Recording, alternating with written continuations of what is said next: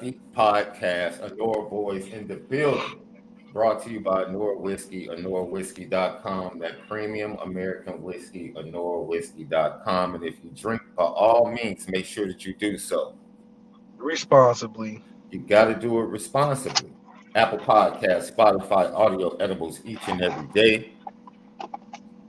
You know how we give it to you, man. Go over to YouTube, subscribe, share, the thumbs up, smash it for us. We greatly appreciate it. Leave your comments during the show, after the show. We respond to all. It's the Lucky Lefty podcast, home of the misguided passion, forever committed to spinning it different. How you feeling today, Left?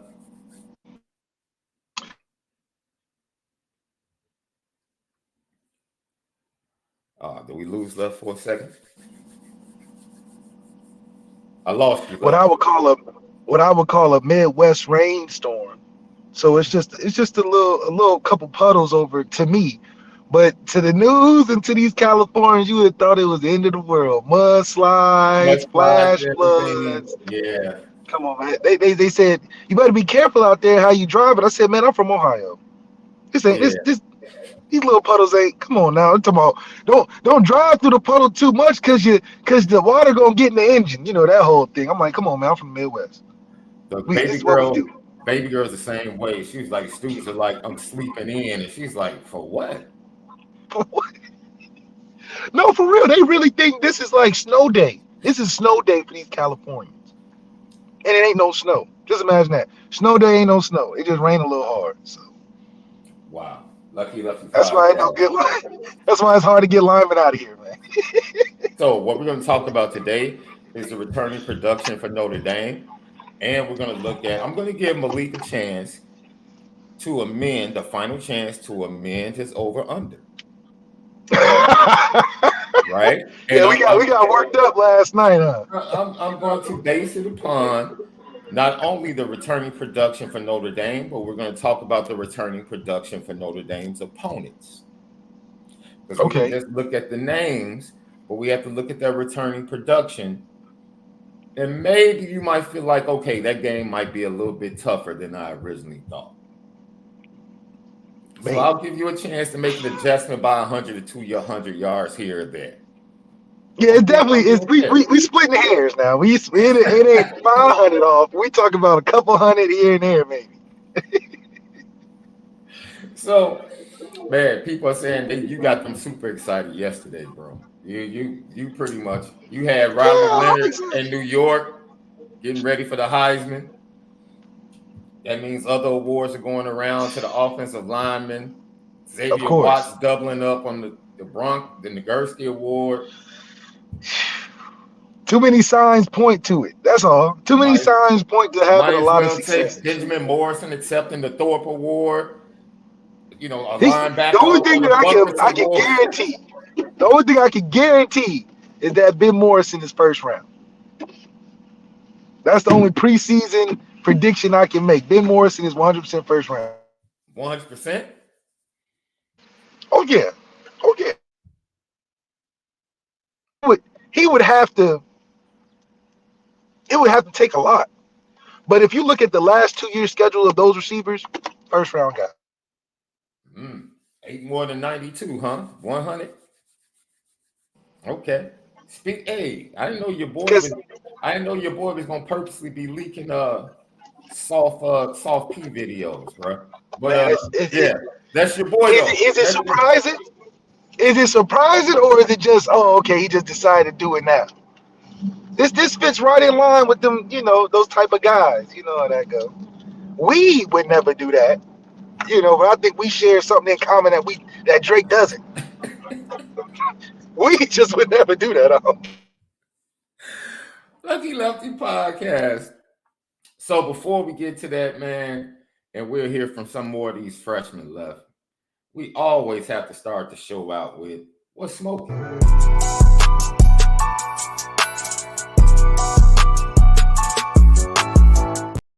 What's smoking brought to you by Fashion Geek, AlonzoJackson.com, Fashion Geek. We run the city. Shout out to Mama Left. Shout out to Mama Left. Mama Left was probably the first person to go. And I used it as leverage, Left.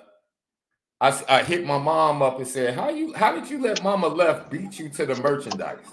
That's How? right. Beat you to the merchandise. How does that happen? How'd you let Mama Left beat you to the merchandise? And she was like, oh, I forgot. I was doing this. I was doing that. I'm like, all right, you owe me. Now you have to double the order. You have to Now double you the got to order. double up. Yeah, that's all. That's all. You got to double up. Now you got to get you a coffee mug. You know, Grandma got the coffee mug. I think she may have ordered. I think she may have mistakenly got another shirt instead of the coffee mug, but it's all the same. It's all the same. So once again, go shop with us, man. Lefty merchandise. The store is right under the YouTube channel. Every video, the store is right there. You can go to our Instagram. You can go to all of our socials. The link is right there. Shop with us. Great merchandise. And I will say this. You know, we have some. I'm going to start rocking some of the stuff on air as soon as I get it. I'm frustrated because I'm like, man, Mama Left. She must have put in overnight or something because she got her package a lot quicker than I got my package. But yo, I'm super excited for everybody, man. Super excited. Thank you guys for checking in. That's right. We got our first memberships over on Patreon. Hope you guys are enjoying the early content, and we have some more great content coming for you soon. The rest of the week, stay tuned, man. Doing Hey, big stay things. to heavy hitters now.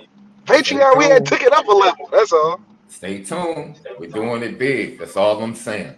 So, Left, this podcast is starting to become just the prophetic hour, bro. Because I remember we first said Notre Dame needs to read the tea leaves, and especially with the new TV deal, they need to take power in their own hands. They need to put out more content. They need to own their content, their intellectual property. And they need to create their own show every year where they follow the football team. They need Yeah, because don't we have one this year? Of course they do. Like as soon as we start talking about it, here they come. And then last week I told you, Left, I said, look, no, a couple of weeks ago, I said, Left, you do realize what the NFL is setting up, right? I said, you do understand what the NFL and all these networks are setting up, right? They're setting up direct to consumer. And you were like, I said, soon the Super Bowl is going to be pay-per-view. I said, just give it time. Just give it time. The fact that they put Patrick Mahomes and the Chiefs on Peacock for a playoff game.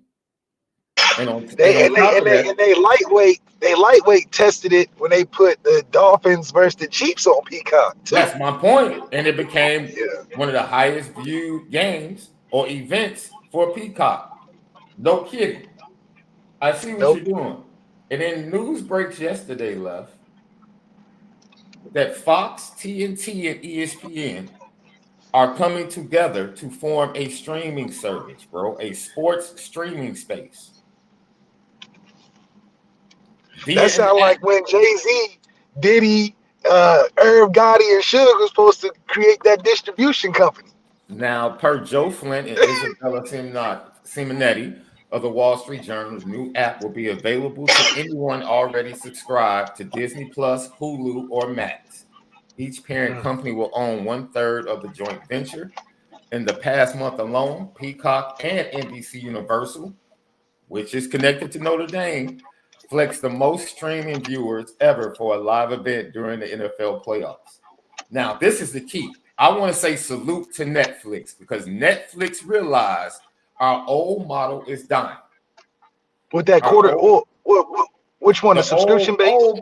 The subscription base that's just based upon watching old movies and their content. Oh yeah, that they put a bunch of money into original content and just didn't pan out. Yeah. So now I knew once I saw Inside the NFL during the season on Netflix, I was like, they're about to start going to the daily shows and sports route. And now Netflix is about to make a deal with League Baseball, Left. Netflix is about to make a deal to host baseball? Major League Baseball, MLB Network, multiple games, and they will host a majority of regular season and some postseason games. Look. On Netflix? Yes, yes. They recognize, see, this is, I love this in business. When you recognize, hey, we were successful this way, but we see where things are headed, and we have to change. We have to change. Netflix. So what would Netflix be considered then? It wouldn't be a. It would be a baseball sports network then. Well, because then they're gonna have the 24-hour shows. Mm-hmm. You know, they're gonna try to rotate those shows and yeah. Not only did they get a deal with Major League Baseball, Netflix also has a deal with the WWE for exclusive rights to Monday Night Raw starting next year. That's huge. That's huge. Because that fan base is still there. Heck yeah. That's huge. Yeah. Because I mean, who they were? They were on TBS or TNT. Like one of those. It wasn't. Netflix is way better move for them outside of like going Amazon. You know. Yeah. Yeah. Absolutely. Now, ESPN and Disney's part in this, as well as Warner Brothers Discovery, they're going to probably be coming after the NBA. The NBA deal is going to be next year. This is why I was telling Tyrese Halliburton to shut the heck up when he was complaining about the 68 game thing. I'm like, dude, you got money on the table coming up. Shut up. And I don't understand that because half of professional sports is to be able to play that gauntlet of games. That's why I never understood that's half of the being professionals. You got to play 80-something games compared to college, right? Yes. So I don't get the whole complaining about the rule thing. It's like, man, even that is still too light. You know, I thought the whole goal was to be a professional by being able to endure the entire season, you know, going 80-something games. That's a lot. That's why it takes the professional to do it. What it does is it pretty much consolidates all of the important sporting events to one app. Instead of having to go back and forth between this streaming service, that streaming service. Because I used to hate on Thursday nights. I have to come out of YouTube TV, watching a basketball game, go to Amazon and see what's up with the football game. That is just one game. Yes. It's just one thing on there. Yes. It's like yes, but what it's setting up, what they're doing is they're stabilizing streaming services in a sense and still keeping them alive. Because like with YouTube TV, MLB Network left because of the contract situation. They couldn't figure out a contract with MLB Network. So now MLB Network goes exclusively to other streaming services. And I'm not about to go to another streaming service outside of YouTube TV just for MLB Network, even though I love their morning shows. And we complained about going to Peacock for the one Notre Dame game. Absolutely. Absolutely. So now when you consolidate all of that, you can stay inside the app and get all of that sporting content. They trying to mirror it up with that new Apple Vision thing where you just put the goggles on. They got it all, you know. I think it's cool, but also kind of messed up. Yeah. So it is very genius of the big money makers and the power brokers in the sports industry. Very smart. Let's stop fighting each other. Let's understand that we're stronger together. And let's understand by doing this, we become direct to consumer. We cut out the middleman. What's going to be the ripple effect? We'll wait and see. Because less overhead for these companies could trickle down in hires. It could trickle down in jobs. It could trickle down in higher salaries. But we know that big money people don't like spending money. So you just they consolidated everything. If they consolidated everything, that means that there was a reason why they got rid of all them employees. Absolutely. Absolutely. But they're going to they definitely have to hire on the tech side. Well, tech has been laying off tons of people. Yeah, but they're going to have to hire. They have to hire for this app. They have to hire for production because they're not dependent upon other people. They're not dependent upon Hulu to stream. They're not dependent upon Peacock to stream. Now they're direct to consumer. It's through their app. So those are jobs What's opening the up. conglomerate going to be called? Do you know?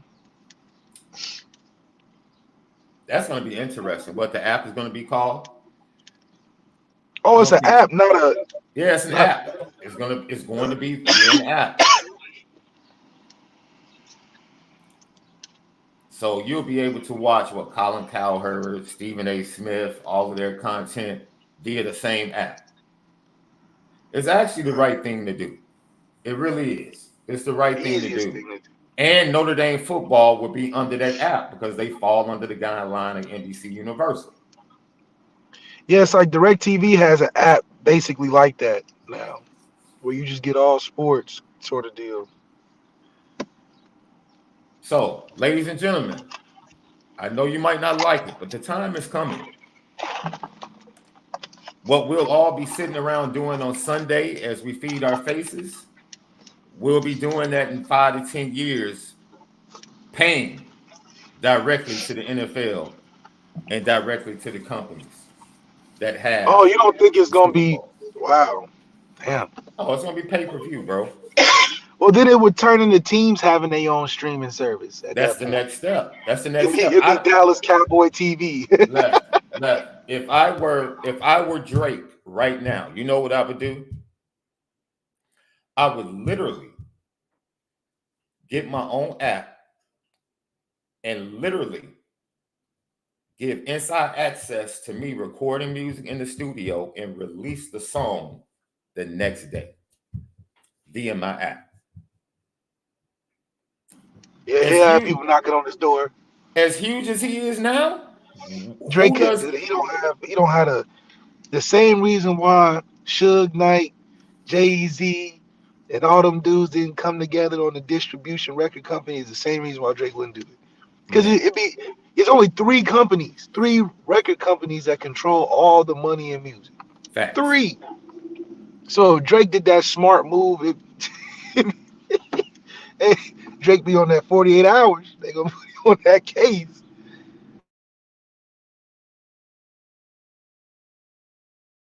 But Somebody conversely has to though, kick the door down. Somebody has to kick the con- door down. conversely though, Notre Dame prime position They right had to. now. This is Right why they now, had to start building their content. They had to, yeah. man. They had to. And the fact that Pete Bavacqua, who's an exec at NBC, probably informed Jack Swarbrick, like, yo, this is where things are going. As he comes into office as the new athletic director. He's And like, that's yo, right. And the goal would be Notre Dame license your games out to NBC because you got your own network at that point. Instead of going to NBC being like, hey, let's tell NBC come to us and put a deal together and we'll release our games to you. Because at that point, we can get an audience. We yeah, can get 1 million viewers of just Notre Dame fans on the network. It may not be the 75 or what the most we've had was like what 30 million watching the game. We can get a consistent 5 million watching Notre Dame football games exclusively on Notre Dame network. We got do, a media center for it. do you know how dope this Notre Dame Hard Knocks show is going to be with Marcus It's Freeman? not gonna be doper than ours, but it's gonna be dope. Ours is dope because we had Showtime. You know, them boys on HBO Showtime, they let you do just about anything. Man, look, it is absolutely ingenious for them to start that interview show that encapsulates the entire athletic department. That's something else smart that they did, right? Oh, it's the entire athletic department. Yeah, Wake Up the Echoes. They bring on everybody inside the athletic department, which is genius, right? Because it would have been very easy to just focus on Notre Dame football. So we're No, going by seasons. We'll have like different shows then. no, I'm not talking. I'm talking about the Wake Up the Echoes show that they have on the Notre Dame YouTube page. That's outside of them following Notre Dame football during the season on this Hard Knocks. Totally different shows, right? But they've dedicated one strictly to football. They dedicated the other to the athletic department. Right, right. It's genius. Very smart. Very smart. And I hope they keep it going. I hope they have inside looks at certain All athletes. access on Marcus Freeman and Niel and Shrewsbury. Absolutely. That's an All of easy that. one. That's an Absolutely. easy one. Dig in, man. Dig in, invest. The Because if it's dividends in in the back house, end. you know you can raise the money for it. Absolutely. I sat on a 24-hour fundraising Notre Dame thing. Just Notre Dame market raised $5 million in a couple hours. So we got the money to fund our own network, and it also be effective. Because think of all the meat on the bone that we talk about so much, and we're podcasting as a third party. Notre Dame could hire us as a show on the network. And look, they're following CBS, and left. This probably impacts you in some way, form, or fashion.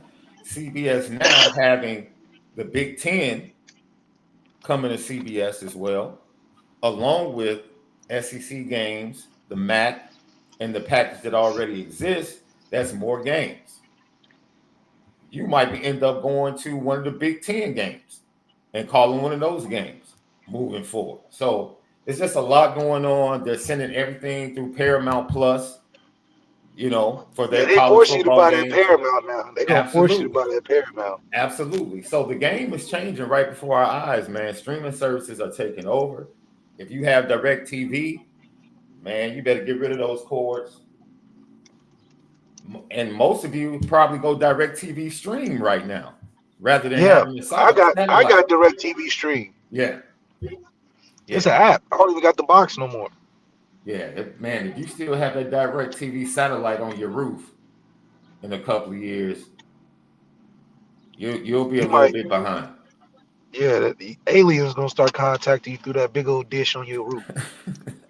It ain't gonna be the TV channel. It's gonna be aliens. My advice to everybody, man, make sure your Wi-Fi is up to date moving forward because streaming services are taking over. You need good Wi-Fi. So I don't know who That has the 5G. best in your particular area. For me, it's AT&T. We got Spectrum. You got Spectrum. Okay. Lucky Lefty podcast. Let's hear from some of these youngsters at Notre Dame. Cam Williams, man. Cam Williams, I love the kid. He did not participate in the bowl game down in San Antonio due to a slight injury. And this is what he had to say when he gave an update on his injury and how he's been feeling at Notre Dame. Good. And that was no major concern, really. I knew that once I got here, I'd do the things that I need to do. And kind of since the beginning, since I got here, I was full go. Anyways, it was just some minor stuff that had to be shown care. And then I know he's been on the road quite a bit, but what are just your early impressions of Coach Brown? He loves the grind. When we're just in the group chat or talking, he's making sure we're not only getting work in, but make sure we're in the playbook. He makes sure we know that it's the off season, but it's also go time. And I think we've handled that pretty well as a group. We're bonding, holding each other accountable.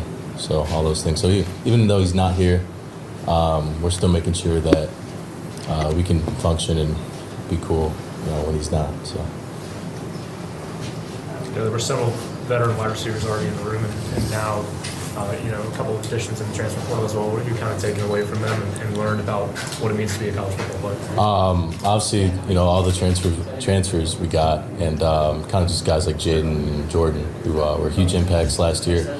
It's nice that this room is, experienced because I think that's something that we needed as a room, and to have these older guys who've been in the game for a while. I think guys like me who, obviously I just got here, can learn from, and I'll continue to do so as I'm here. So I know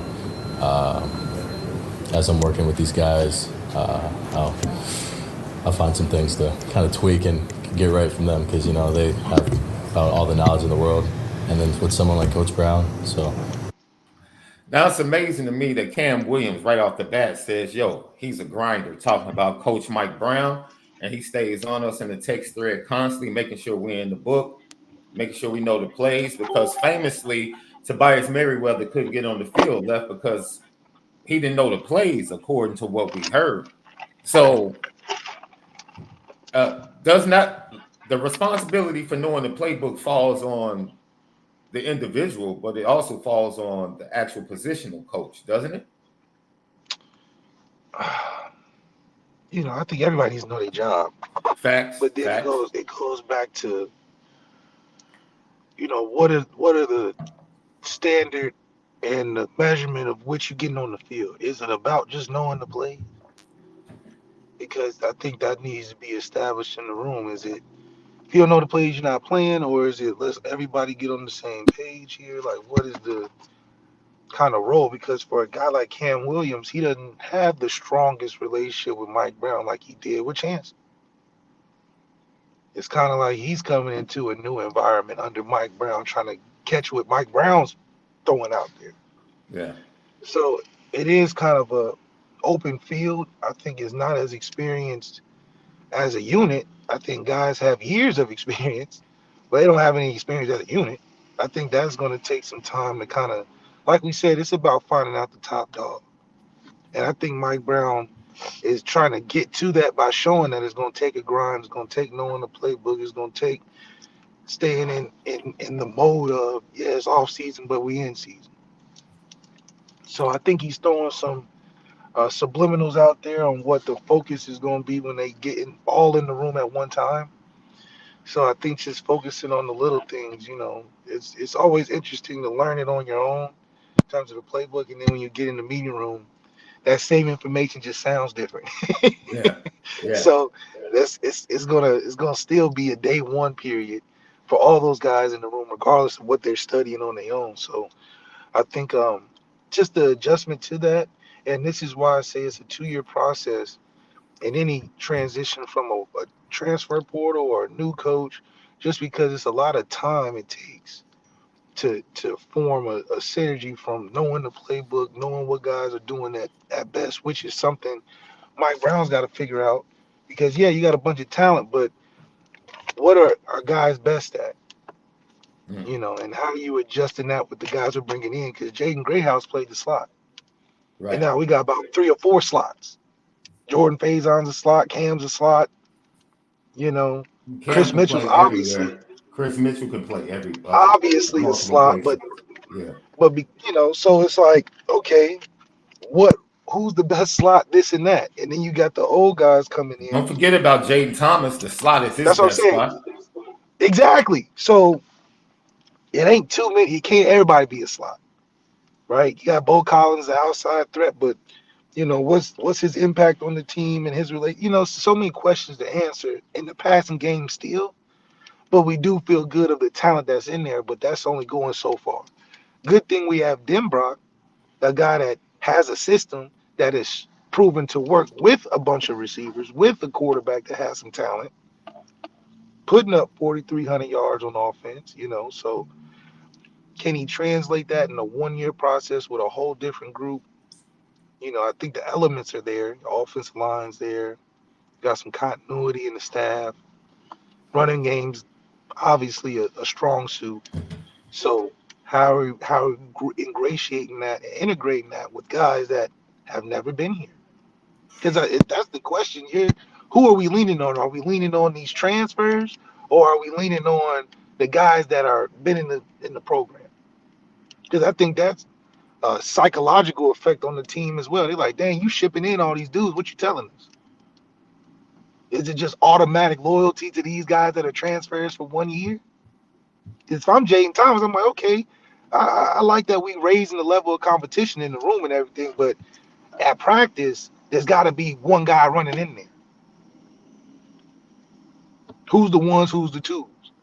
And hell, if you put me at a 2 or a 3 just because you got a transfer, it's gonna be a problem.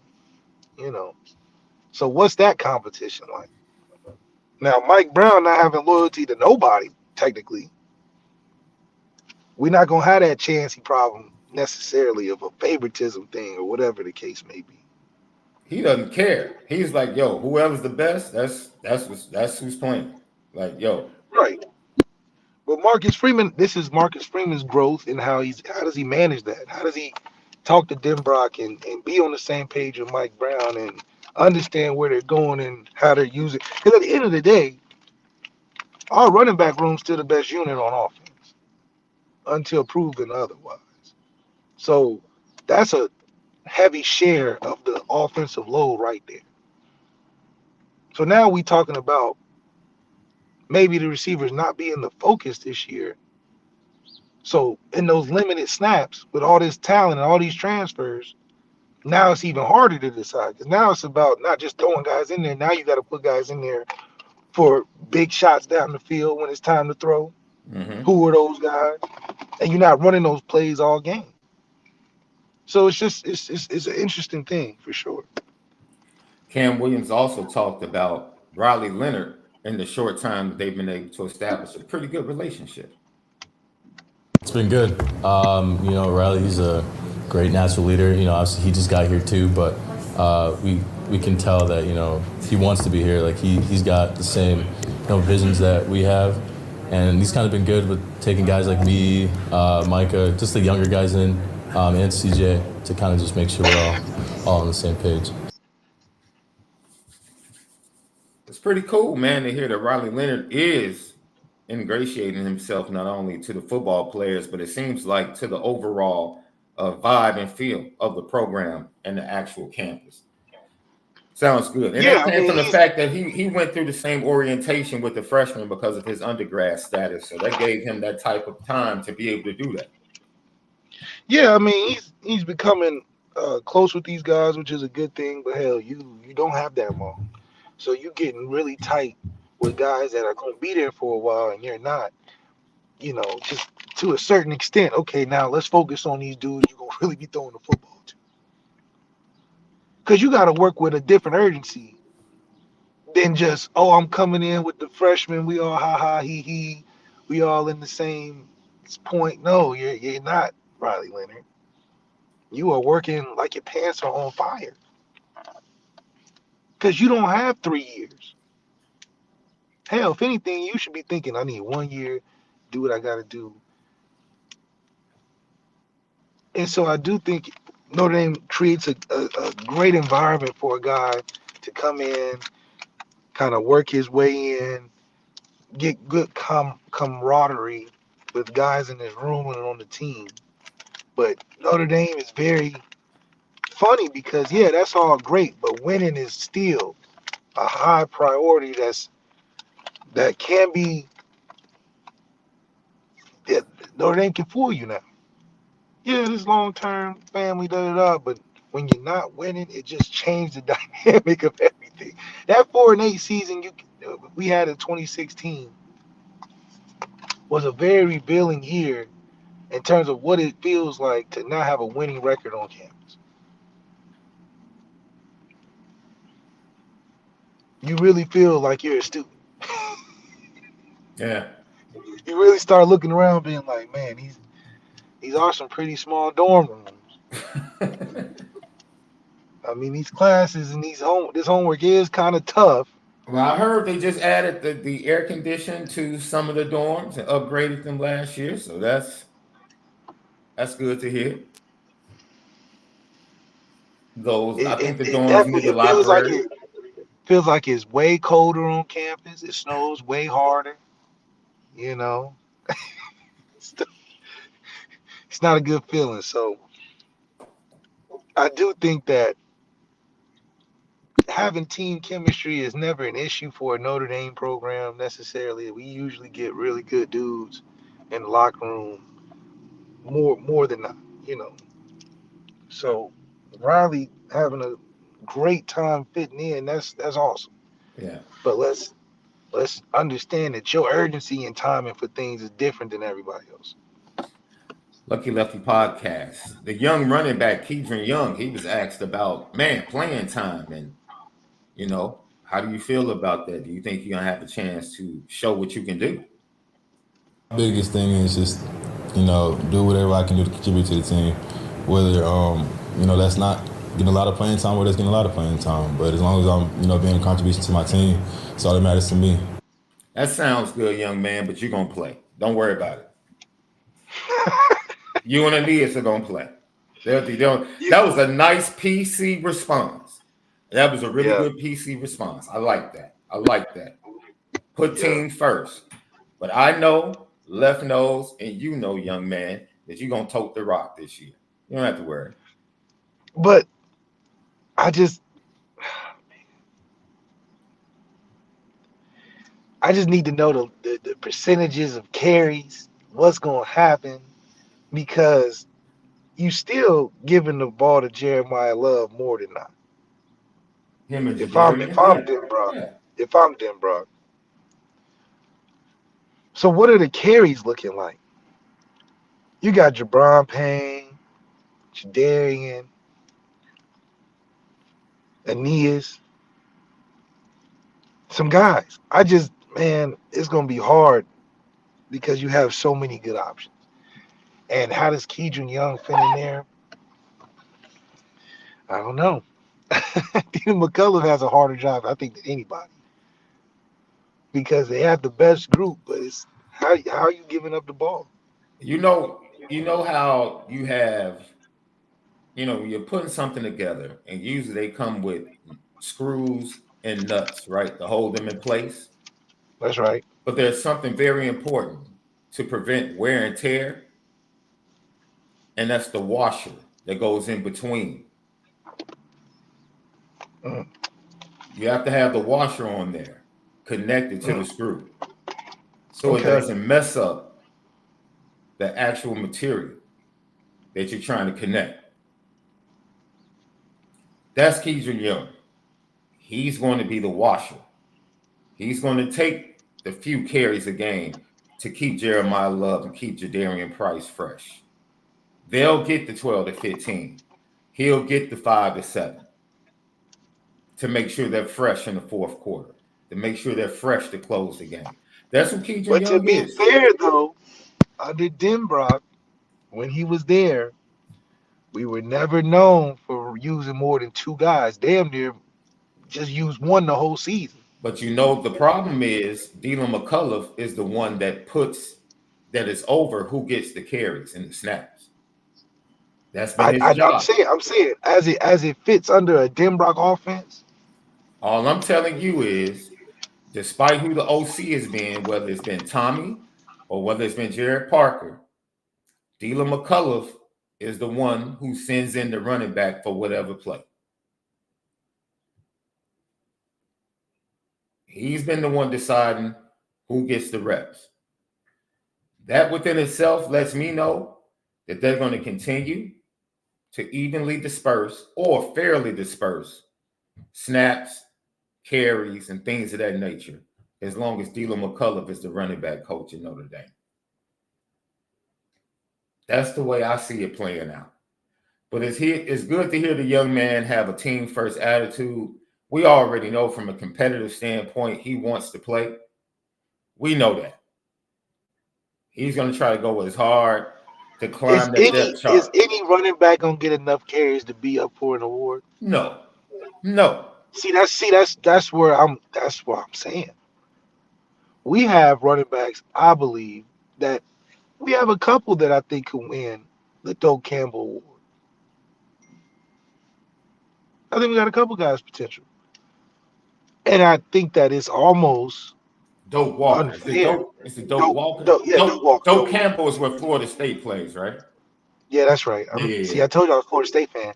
But I'm saying that's almost a disservice. If you got a running back that has the potential to win it, but you playing by committee, I just don't think that will be satisfying for the type of talent that we got. Because we got guys on the roster, multiple guys in the running back room that are 3 and done, regardless. So, I don't know. Let's see if Dean McCullough can spread it out enough. I don't think it'll be fair because it shouldn't be. That's what I'm saying. Do you think Aldrich Estime got enough carries? I think the room is different, though. The room, because Aldrich in this room would be different. Jeremiah Love's not a freshman no more. So Aldrich, and that's that conversation we talked about earlier. Yeah, you did great, Aldrich. Thank you. I know you got a COVID year and everything, but you would help us more going to the league. Because if he came back, you got a problem on your hands. You're not giving. If Aldridge was in this room this year, he's not getting the same amount of carries. Do you believe that? Well, he only had 210 carries last year. That's less than 20 a game, left. And He's the not man, getting 210 this year if he was in the same room. but he was a highly efficient running back. Right, 210 yeah, carries, efficient. 18 touchdowns, 6.4 yards per carry, and he saved his legs to go to the next level. I mean, I think that's perfect for your lead back. If Jeremiah Love gets, because this is his first year of a heavy load, if he gets 170 carries, that's good. He could get more. Jadarian Price 107 could get. carries. 107 carries not gonna make the impact that he can make for the team, though. You can't say that. You don't know what he could average 8 yards per carry and have 15 touchdowns and 170 carries. Oh well. I mean, like Aldridge had 210, averaging 6.4 and 18 touchdowns. I mean, it's all about the efficiency. But I'm saying we have guys that demand to get on the field. If we had Jeremiah Love, Keedron Young, Aldridge, and Jadarian Price, how are you, with you already saying Keedron Young's going to play? How would you He's even? going to play because that's the mode of operation for Dylan McCullough. He's going to play. His freshman running backs play. I'm saying it would be worse for Aldridge. Oh, if he was back this year, yeah, he probably would have about 160 to 170 carries. And Notre Dame fans would be upset, saying, give Aldridge the ball more. I mean, dude. And Aeneas, that's my guy. I like Aeneas, by the way. He's that guy you just got to get the ball to now. Not handing the ball. It's like just get it to him in some space. That's how I feel about it. Do you actually think the workhorse pitch, works in today's recruiting? Because kids are smart. Kids understand how the running back is being valued in the NFL, how they're being disregarded. Do high school kids still want to carry the ball 25 to 30 times, 2 to 3 consecutive years once they get to college, going into the NFL with heavy usage? Like, hey, they're looking at themselves as brands. Back in the day, you would tell a running back in high school, man, we're gonna give you 30 carries a game. You're gonna be the bell cow. I don't know if that has the same impact or effect on a recruiting trail. That's why Logan left. And what happened? He got hurt. I'm just saying. He got hurt again. Yeah, but that's the mindset of most running backs, being the bell cow. Is it the wisest mindset though? In a lot of cases, yes, because you want to play as much as you can. Who was the last bell cow at Notre Dame? Kyron. Kyron. And Kyron was the last heavy usage running back in Notre Dame. And Kyron has been injured. Who was right after Kyron? Aldridge, right? Aldridge and Logan split. They both had like 150. Aldridge had 158 carries. Logan, I want to say, had, because Logan was injured coming into that. But that was the year Dino got there, right? Say it again. That was Marcus Freeman's first year, right? The year Dino got there was when they started splitting it. Yeah, 165 carries for Logan Diggs, 158 for Aldridge Estimate. Yeah. So heavy usage running backs, man, usually struggle with injuries once they get to the NFL. Nagging injuries, and then once you have that, but Kyron still is going to get a second contract. I don't know what it's going to look like, but he's going to get good running back money. Yeah, he'll make like 5. Yeah, if he stacks one more season on top of this one, he'll get paid. He'll make 5 or 6. Yeah, he'll get paid. Absolutely. Hell, Like he like Tony to Jones call. still in the league. Yeah, true that. True that. And CJ out of Carr. everybody, I'm probably surprised most about Tony. CJ Carr, he's an early enrollee, and he talks about the importance of coming in early for him. At all the bowl prep stuff, I got to learn a lot from older QBs in the room, just how to prepare for a game, how to prepare for practice, and just how they carry themselves. It's been a definite advantage that I've had, and I'm blessed to be in the position I am. And then just heading into the spring, is there a part of your game or a detail that you kind of want to focus on to improve before you are coming out of the spring? I think, the one thing I want to hammer home is just kind of getting a good start on the offense and understanding what I'm doing with the football when it's in my hands, where I'm going, what my read is, what coverage they're playing, and what my receivers are doing. What's been like kind of connecting with this receiving group? It's been a good group. It's a funny group. There's some characters in there for sure. We've had, just in the freshman class, it's Cam, it's Micah, you got Jack in there too. With Logan coming later, I'm rooming with Micah, and so it's been a good experience. Who's your roommate again? Steve? Was Steve Elmer your roommate freshman year? It was James Onawalu, and then it was Steve like junior year. But it's so funny because honestly, as a quarterback, if you're not going in starting, it's stupid to go in early enrollee, because at the end of the day, you're gonna be like, dude, I'm getting. I wouldn't say it's stupid. I'm not okay. Let me rephrase it. I think it's what is he really gaining right now? I don't think he's gaining much. Like that. Okay, I don't think he's gaining much other than just being on campus with you guys kind of thing. But in terms of it impacting on a football level, no, you're not getting enough shots in practice to be at a point where you're like, okay, this was worth coming in. So basically what you're saying is the main competitors are going to be, in your opinion, Steve, Riley, and Kenny going into the spring.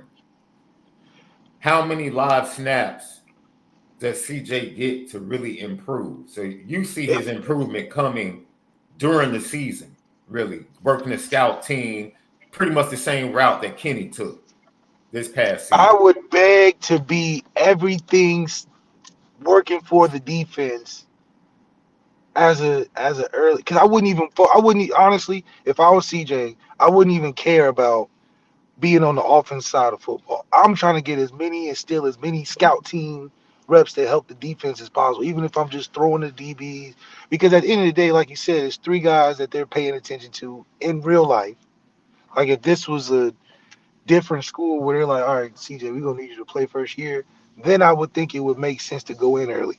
But at this stage where he's at, he's just not going to get the opportunity to really be like, oh, maybe we should play him over the 3 guys in weight. So that's why I'm saying it's not worth it. Only because, from a football experience as a quarterback, you're just on the team, honestly, and you got to find ways to find value in that. And it can be frustrating for a guy who highly touted, wants to go in there and shake things up, because it's not what you expected to be going in. You get the perception of, okay, if I'm in practice and I'm throwing it, they're gonna have to.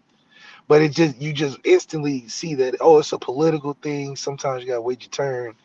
And even the coaching, they not giving you the recruiting attention you would think they would give you as the coaching attention on campus. So, thinking you could just walk in the office. Now, I don't know. Well, I do know because I had them brought. Okay, so you're just not walking in the office. You got to kind of like go through the steps and procedures, you know what I mean? Kind of thing. So it's definitely, when he says he's kind of learning how to practice, yeah, you learning that you got to play your rank. You know what I mean? Which it's helpful when it comes to team chemistry and all that. But the same things you're doing now, you're just doing it with less of your teammates because it's early enrollee, not everybody come in. But in the summer, essentially, it's the same process. And you would get the same amount of reps you would if you didn't come in early, So if I'm CJ, super focused and locked in on trying to play and play and practice. Forget trying to get involved in the throwing the one-on-ones is heavy, because leave that to the three guys that's getting the look. Not that CJ's not, he'll get some, like you said, saw in the bowl game. He threw a couple passes that looked pretty good in the air. Just some good pub. So basically, you're taking the approach that the 12th man on the NBA roster would take when he goes to the front office and says, look, send me down to the G League team so I can play 30 minutes every night and work on my game. Yeah, essentially. Like, don't even waste your time thinking this is some movie where you just gonna shock the world and overstep these other three dudes. The incumbent, you're an incumbent too, but you gotta think of it as these coaches are thinking of it. You know what I mean? It's not about you thinking of it. These coaches are looking at it like, we like CJ, but we can put him on ice right now. We not dying to play CJ right now because we thinking future, thinking how it falls in line, that whole thing. We're not a desperate program, which is, a lot of times where I promote shit, go somewhere where they say we are a desperate program, you play right now. If it's about playing as soon as possible, right? But going to a program like a Notre Dame, similar to an Alabama, you just gonna have to wait your turn in a lot of aspects. So going in early, I don't know how much benefit you can get other than building your confidence and learning routine and that whole thing. Yeah, I can see that. I guess it would be advantageous to come in early to get to know the playbook so that you can go work with the scout team and then make your impact. That's what we heard halfway through the season. That's when we started hearing about Kenny Minchey. Like, no one really talked, which is crazy. Like, after the first practice, it was obvious to me that Kenny Minchey had the best arm in the program. It was immediately obvious. And we didn't hear buzz until halfway through the season, the regular season. That's what I'm saying. You're just not going to get eyes on you because you're not the most important dude on the, like you're saying, like, they're cool with you doing good. It's the same thing with Jordan Faison. We halfway through, during the season, we're like, Jordan Faison is killing on scout team. Like, dude, they can't defend him. Next thing you know, he's getting reps with the real squad. So, but that's also based on need too. Oh, that's definitely based on need. Yeah, it's different because there was a need in the wide receiver room that, like you said, doesn't exist in the quarterback room. Not now. Like, if CJ came a couple years before, I think his mindset would be different. And I don't think he came in thinking he was going to start. But you going in early, you as an individual, hell, I'll tell you what I was thinking.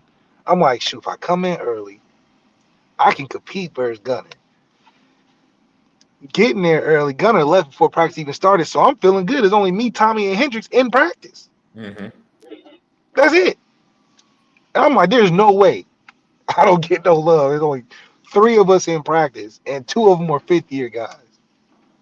And in that spring, I got 0 reps. It was the craziest thing in the world. So it's like, yeah, in theory, yeah, you want to get a footing on what you're doing and everything, but it's just like the transition from going through college and then getting a job.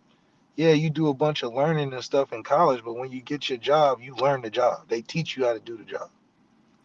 So you can only go so far on you preparing yourself, but until you get the experience and practice by taking those reps, you can do it at home. You can do the same thing at home. Enjoy your second half of your senior year, go to prom, enjoy your high school guys. Because then it gets to a point where now it's less about football. Now you really going to school. That's really what it is. You really going to school and you the youngest dude at the school and you hearing about all your friends back at home. That's all I'm saying in terms of quarterbacking, if you just going through the process. Now, if you are a receiver, you going in early, hell, okay, I might, in a room that's wide open, if I'm Cam Williams, I might mess around, be the punt returner or something, you know what I mean? So I need to be locked in as soon as I step on campus. They might call my name, and I got to be ready. CJ can feel comfortable enough to be like, they probably not gonna call me right now. Like, he'll give me some comments. I gotta stay on beat and all that. But you only frustrating yourself more because then it comes down to, all right, I'm here early. I'm getting 2 reps at practice, and one of the reps I mess up. Now you messed up all day. now you messed up all day going to class. I'm like, damn, bro, I had 2 reps. I airballed one, and then whatever. So it can mess with you if you're not carrying yourself in the right mindset of, I'm on ice, but I need to find value on the team. Yeah, that's good stuff. I never looked at it from that standpoint. So it's really about how he uses this time to set up his future. In a sense, like, you want to show flashes. Okay, he can do some things, but you just not gonna get enough attention to feel like it was worth going to school early. You got regardless of whether or not he comes in early or comes in the fall, he's going to be in the same position, pretty much working with the scout team. Same position, except you just know. Same position, you just know what's going on. You just know what's going on. So he's better equipped. So he's equipping himself to be better when he goes into that situation. So he's equipping himself to help his teammates to kind of navigate. He's doing the same thing Kenny Minchie did. Kenny Minchie came in early. Kenny Minchie prepared himself. He didn't get a lot of live snaps during the season because the competition was all about Tyler and Sam Hart. But when it came time to fall and regular season as a scout team quarterback, he was ready to make his mark, and he did. It's the same path Kenny Minchie took. Yeah, it's all relative to the individual, what you get out of it. But it's about taking advantage of those opportunities. But the sense of, going in early, I'm going to raise my chances of playing in a particular season, I think is just not the sacrifice, looking back on it, of being like, man, I gave up my half of high school senior year. Your senior year, your second semester was lit probably. Well, honestly, my junior year was my best year ever. I could relive athletically and school-wise. It was just lit. Absolutely lit. I went to the championship game of baseball in the city, got to the quarterfinals in basketball in the playoffs. I'm like, dude,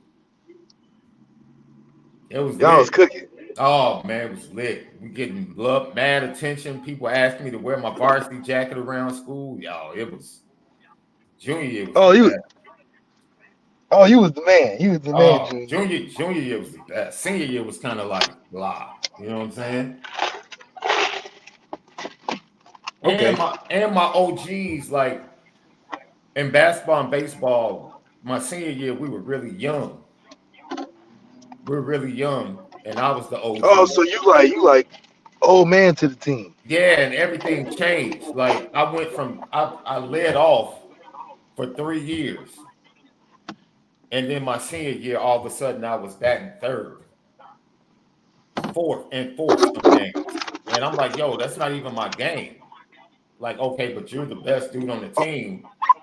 Oh, it's a mindset thing, is what you're saying. Yeah, dude, I play center field and I'm leadoff, bro. My game is speed. My game is not power, driving in runs. So it was a change my last year. And my junior year was just the kind of the culmination of everything. It was like the perfect vibe the whole year, on the field and off the field. So by the time I got to senior year, I was ready to go to college, bro. I'm gonna be honest. First semester. I was too, but I was too. But so then looking back, you're like, dang. I would take the CJ route. Like, man, get me to college. Yeah, but you realize, like, okay, maybe it's just a Notre Dame thing, because you're going in and they don't tell you nothing. Like in the summer it's cool, nobody's there. You kind of go, it's just y'all, whatever. Early enrollee, now we only had 5. that could go. Now they got how many people? Like 10 or something like that. Yeah. But even still, it's like you the only 10 on campus because it's like they drop you in, you get moved in, and then Monday they like, all right, see you. You got to be at the Goog at 2. That's really all you know. Mm. Adam will call you. All right, you got your schedule. Boom. First thing you gotta find the teammates that are older to be like, okay, where do I go, man? What do I remember the first time I woke up. I'm super excited. First day of college ever. I didn't know where to go. I didn't even know what to like. I'm late. Right. I'm just running outside to see if I see somebody I know. Yeah. Because I'm looking at this, talking about, oh, it's at this building, this building. They don't tell you what everything is, Yeah. So you got to kind of, all right, my first place I went to is cafeteria. So I can't go wrong there. Because it's so hectic. Everybody already know what they got going on. This is at the half point of the year. So this is like not brand new for anybody but you kind of Mm. thing. Mm. So it could be stressful, you know what I mean? And it was a cool experience, but I feel like from a quarterback standpoint, how much then I got sick, I got sick. I'm up there in college, sick as a dog, dude. Sick as a dog my first couple months. It's snowing, we got early workout. I mean, it was tough for early enrollee, and then the football side, it was cool. But I think you get the same benefit Mm-hmm. coming in with all your guys in kind of the easier way of moving in, but it's definitely a challenge, and that's why I don't think they let everybody go.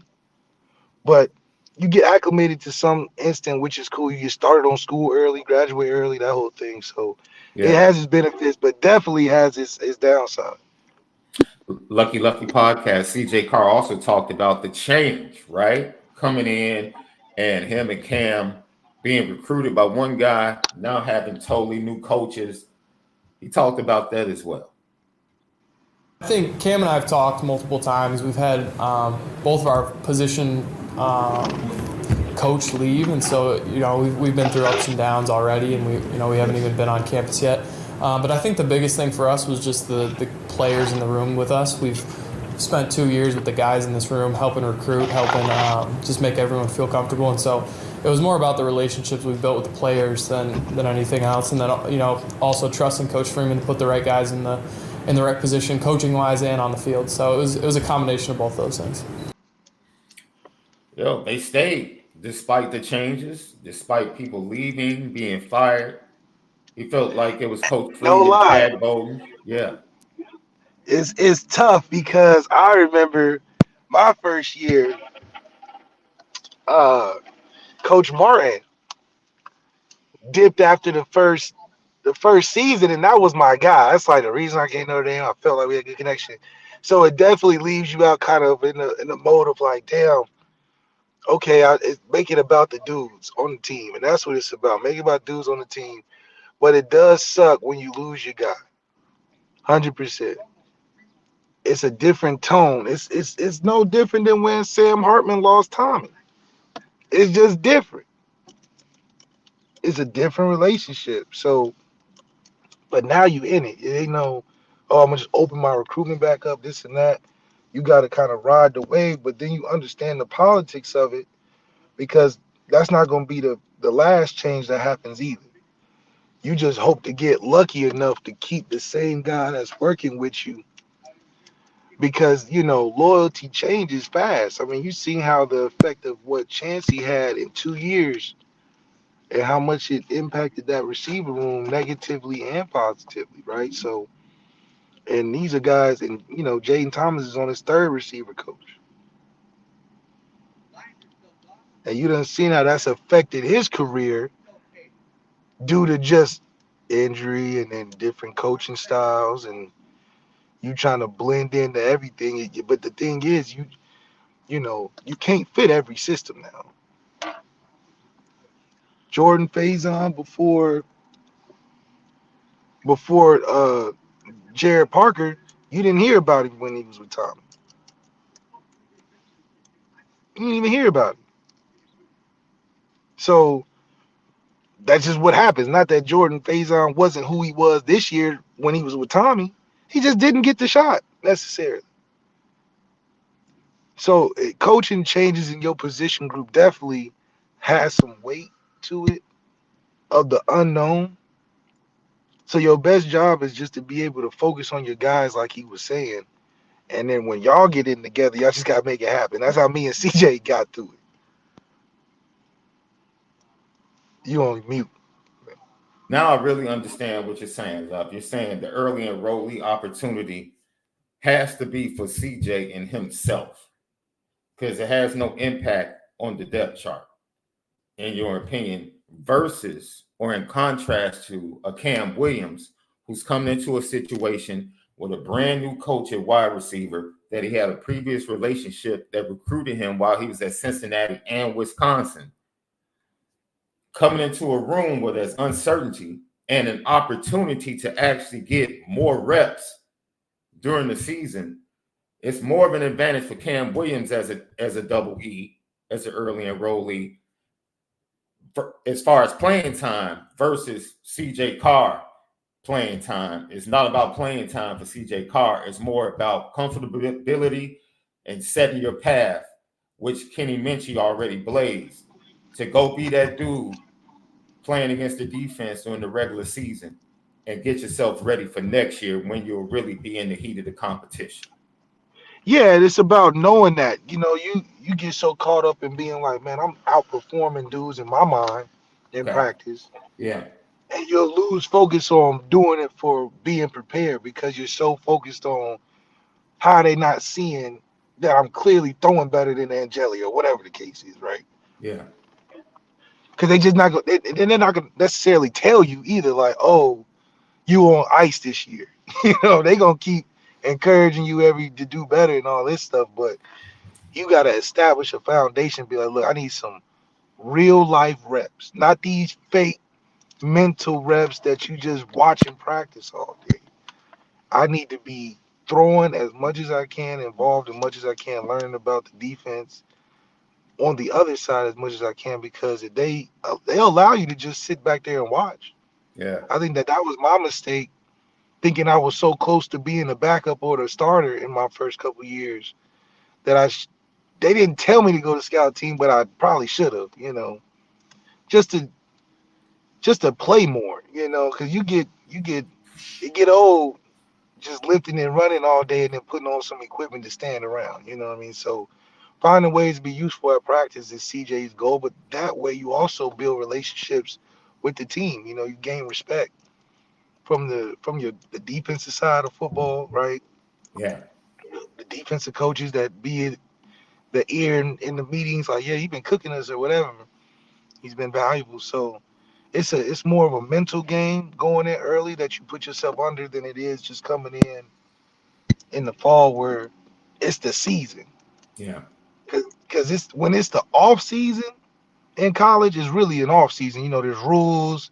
You can't really be in the building like that. You a real student. So it's different than when you coming in the fall where, oh, we about to play football games. This is it's hot outside, it's lit. You practice this, people on campus, the vibes. When it's not about football season, you really be like, oh, this is school. I gotta prepare. I feel you now. I feel you now. Because you're speaking from your experience, right? Because you're like, yo, right now, yeah, he can be throwing, they can get together and throw to the wide receivers, but he's just throwing. He's learning the movement of his wide receivers, learning that this guy is this fast, that guy is this fast. But the real growth is going to come when he's actually able to go up against that Notre Dame defense and live reps over and over again. That's what we're really going to find out. You're not going, because you don't want to wait forever to get that speed adjustment in. Yeah. Your speed adjustment, if you waiting, is going to come from the coaches throwing you in there. And now you like, man, this is fast as hell. It only got 2 reps. When you should have been, hey, let me just throw something in this defensive scout period. Because they really not going to give you anything that's like, oh, we evaluating you necessarily on these plays. It's like, all right, he been back there a long time. Let's throw him in there, see what he look like. just to get it on film. You got to find ways to make all these reps worth something to you. Because right now, to them, the coaching staff, you on ice. We just trying to see if you good enough to maintain until it's your time to play. Because you can do yourself a huge disservice by looking unplayable because you're not finding the right way to go about being on ice, essentially. So you don't want to melt. You want to be that new age ice, that the cube ice. That dry ice. That dry ice. Yeah, you don't want to be regular ice that just melts away if you let the drink sit there too long. I feel you, Left. I feel you. All right. Yeah. Lucky Lefty podcast. So when we come back, we'll get into and give Left an opportunity to amend his over-under for Riley Leonard. I don't think he will, but we'll give him the opportunity, and we'll talk about the returning production for Notre Dame and where they land in the rankings. Lucky Lefty podcast, man. We spin it different. What's up, family? The merch shop is finally here. Lucky Lefty Network merch shop. We got it all. From the shirts to the hoodies to the hats to the nitty gritties. Come here right now. Shop with us. Come get the swag because if anything else, we spin it different. You see the gritty. You see how we get down. It's elite. Lucky Lefty podcast. We are back. Go shop with us. The link is all over the place. Social media. Lucky Lefty podcast, Patreon, Lucky Lefty Network / patreon.com/Lucky Lefty Network. Man, I can't wait to drop this one piece of content left this weekend. I can't. Oh yeah. I'm amped. Because this was gonna make it its way around the network, the community. What we're dropping on Patreon is going. People want to tune into this. That's what I'm excited about. We already have Reverse Spin with Quincy Avery, who gives a breakdown of every quarterback in the Notre Dame room, their potential. And I'll just leave it at this. He loves Deuce Knight. He talks about meeting Deuce Knight before he blew up at a camp. That's right. And he was like, yo, pretty much Notre Dame has one of them ones. He compared him to Juju. When he put him in the same level as Juju, but just said Juju was a little bit more polished. Yeah. I was like, okay. We got us one. Marcus Freeman done recruited right. Absolutely. So, look, man, Lucky Lefty podcast. Left, I want to give you this bit of information. Bill Connolly does this every year, and he does a great job every year writing this article and talking about returning production for college football teams and how that can be a predictor for teams that are going to make a tremendous jump, especially if you're a bettor looking at over-unders, early over-unders for teams. You can use this to predict who's going to make a big jump and exceed win-loss prediction. And then it can also be a teller of who's going to be in contention for the playoffs, especially when it was only 4 teams. Now that it's 12 teams, I'm interested in seeing how these numbers play out. They were very predictive last year because Washington and Michigan both returned over 73% of their production on both sides of the ball coming into this season. And we saw both of those teams pretty much be on the edge of success. Michigan lost to TCU in the college football playoff. And then you have Washington, who lost Michael Penix Jr. for the last month of the season. Otherwise, they were in contention for the Pac-12 championship game prior to his injury. And then they beat Texas when he returned in the bowl game. So we saw Washington and we kind of saw Michigan coming. And then they returned most of their production, which was a pretty good predictor that they would be contending teams. An outlier would be Alabama, that was right at about 60%. Weren't ranked this high as far as returning production, but they still found a way because of their coaching because of that fabulous defense, the 2 pass rushers, and the defensive backfield. So there's always a way and always a path. But most of the time, teams that are able to return a lot of production, which goes to what you said about Riley Leonard. You would be super bullish on Riley Leonard if he was going to be here for a second year, because you feel like that second year he would really take off. And that's one of the things you've been saying. Yeah, absolutely. Yeah, go ahead. Yeah, absolutely. I think we've seen the 2-year process be the ones that take place. You talked about Michigan and Washington. A lot of that also was determined, and a big part of it was the returning quarterback. You return a guy that's 20, 25 games and what, 2 losses.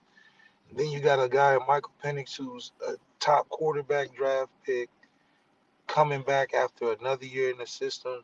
That spells recipe for success. Jaden Daniels coming back for his second year, having huge success. LSU looking a little bit better. So 2 years have been the huge benefit. Tennessee with Hendon Hooker, those guys coming in. So that process is something that I think has been tested. I don't think Notre Dame would deny it and say that they would probably be better if they kept this roster 70% intact the following year.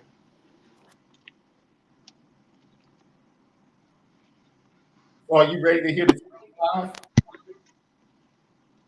Yep. Top 5 teams returning production. Number 1, Virginia Tech returns 88% of their production. I love the Jones kid, that young quarterback. Love that kid. Kyron Jones. Yeah, Kyron Jones Love is that huge. kid. Love that kid. They return 95% on offense, 77% on defense. Iowa State returns 85%, 90 on offense, 80% on defense. And their defense was really good this year. They couldn't score worth a darn this year. So maybe the offense takes a step with returners, but their defense was really solid, really solid. Nebraska with Matt Rule returned 77% of their production. Nebraska was in a lot of games. Heck, they gave away the Colorado game. They gave away the Minnesota game to start the year. And then they got better towards the end of the year. And they just didn't have a quarterback. Does Raiola start as a true freshman? Is he able to make them 2 to 3 games better? We'll see, but they have a lot coming back. Mike Gundy is coming off of one of the best coaching jobs he's ever done while at Oklahoma State, getting that team to the Big 12 championship when in the preseason they were ranked, I want to say 7th in the conference, and they make it to the Big 12 championship game against Texas. They got blown out. That was an incredible coaching job. He returned 77% of his production. They lost their big-time running back, but quarterback, offensive line, they should be okay. They always are able to produce wide receivers in that program as well. Someone that the Fighting Irish received comes in at number 5. And I told you, I love their young quarterback, their freshman quarterback, who can all he does is make plays. He'll turn it over, but the kid is super athletic with a really good arm. The Virginia Cavaliers, they return 76% of their production. Now, this is the stickler, and this is where you really have to look at the splits, Lev. 85% of the production is on offense, only 68% on defense. So the defense could still be a little shaky, but that offense with that young quarterback going through its ups and downs, Virginia's another team that gave games away. They gave games away. They got spanked against Virginia Tech in the last game of the season. Drones and Virginia Tech really did a number on them. But to go to North Carolina and beat Drake May, they beat James Madison, which was a really good team last year. And then they had like 3 or 4 losses. I think Georgia Tech, they lost by 3. They lost a couple of other games by a field goal or less. Virginia is going to be a competitive team. So you could look at Virginia on the schedule for Notre Dame and say, Notre Dame's better. Absolutely better. Talent, roster, depth. Yes, they're better. Quarterback position, better. Every position pretty much better. But Virginia's going to be a much improved team. And that game might be a little bit more competitive than some people might think. But we'll see. The Virginia Cavaliers are at number 5. Rounding out the top 10, Northwestern at 76%, Kennesaw State at 76%, Rutgers, a surprise team in the Big Ten this year, 74%. Your boy Frank Martin and Miami of Ohio, somebody else that's coming to South Bend to face the Fighting Irish, they come in at number 9, returning 74% of their production. 79% of their production is on offense. 70% of that production is on defense. And then at number 10, the Syracuse Orange at 74%. They have a new head coach, lots of transfers. The returning production that's on the roster at 81%, and then 67% on defense. So we'll see what they can do defensively, but they have a defensive-minded head coach. Anybody stand out from that top 10 left before we get to Notre Dame and where they sit on this list? Stand out, not so much. I mean, Rutgers, obviously, I feel like they would have more return just because guys there, you're going there for a reason because you can't really go too many other places. Yeah. So that's like you shake to the bottom of the conference, you get to a place like Rutgers, you're only trying to have a career, you're trying to play. So that's a good place, I think, that can usually get a good return. I feel like Northwestern stands out. They can Great build on the coaching success job. that they Great had. coaching Yeah. job last year. Yeah. But they got to face expectations that teams are not going to take them as lightly. Yeah. Which is affects psychologically their team. But other than that, I mean, these are teams that are only deep in experience, not in talent. Yeah. So that's why I don't think it's too much of a threat to us. I think Miami has a great coaching staff, talk about all the time. But I do think that we'll just outlast them because I think that their quarterback will make too many mistakes against a team in Notre Dame that I think that we just a team that you have to beat and have a great game against. It's not like we're just you just surprise us and you just whoop us and we didn't even expect it. It's more like, yeah, we may make mistakes, but y'all gonna have to play great the whole time too, which is I don't think they're consistent enough with Avion Smith as they were with the guy they had before. But we'll see. Lucky Lefty Podcast. You talk about things changing. It's not just about Jim Harbaugh leaving. Michigan is 128th on this list, bro.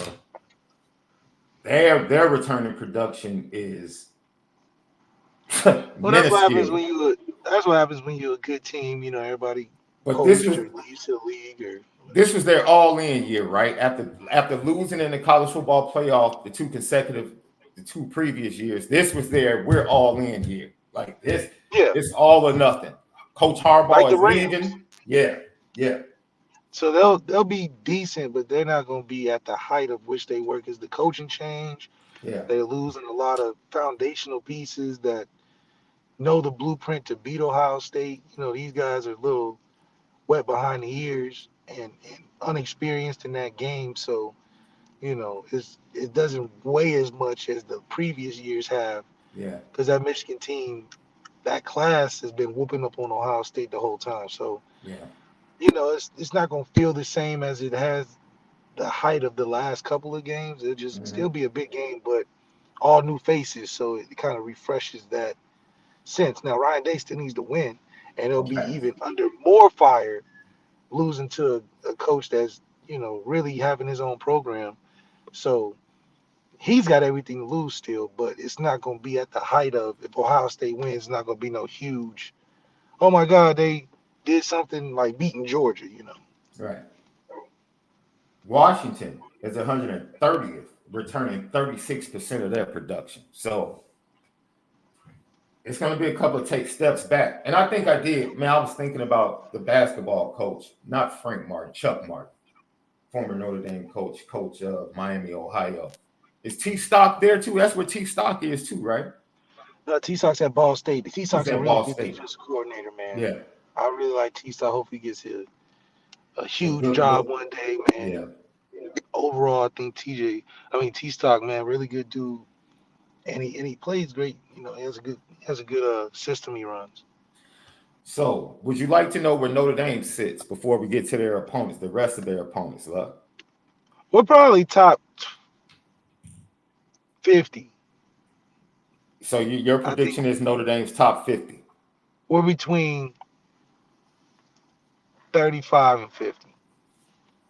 35 and 50. That's your final guess. Okay, I'll make it more narrow. No, I mean, that's cool. That's the range you Yeah, want to yeah, see that's us fine. in. I don't think we're in the hundreds, but if we are, I mean, damn, I don't think we had that much change. Notre Dame is 74th on this list, returning 60% of their production from last year. Okay, 61% on offense and 60% on defense. Now, see, here's the nuance of this. They're gaining production that wasn't here last year, so you can't count it as returning production because they weren't on the Notre Dame roster. So getting Riley Leonard, getting the production of Chris Mitchell, getting the production of Bo Collins is not included in that. So you look at that with a nuanced look saying, okay, with the young roster and the inexperience, to be at 60 is actually kind of decent. You add in the production we're getting via the transfer portal, and you count on the youngsters being as good as we think they are, stepping up on the defensive side of the ball, with most of the production being on the defensive line and at the defensive backfield that returns. The gap is the linebackers and maybe the pass rushers on the outside. So you have to take a wait and see approach. But even being at 74 from the licks with 60% of the production returning from last year, you feel good with the talent that comes in via the portal and the talent you feel good about, even though it's inexperienced coming forth on the roster.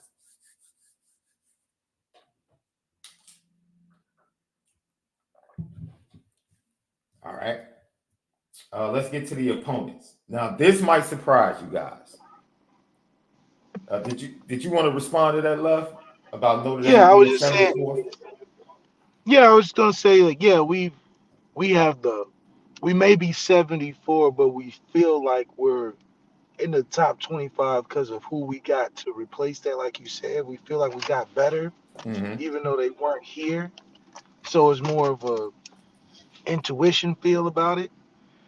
But I think if we look at the end of the season, I think you'll see that we'll rise in the ranks of what it meant to have those guys come in. So Notre Dame, this is interesting because I think the top 10, when we get through with this level, we'll talk about how these numbers might show you just how wide open college football might be next year. Ohio State might be in consideration based upon what they added in the portal as one of those teams that can be a dominant team. But other than that, and maybe Georgia, but other than that, especially with the playoff expansion, it's really wide open. Texas A&M is 18th on the list.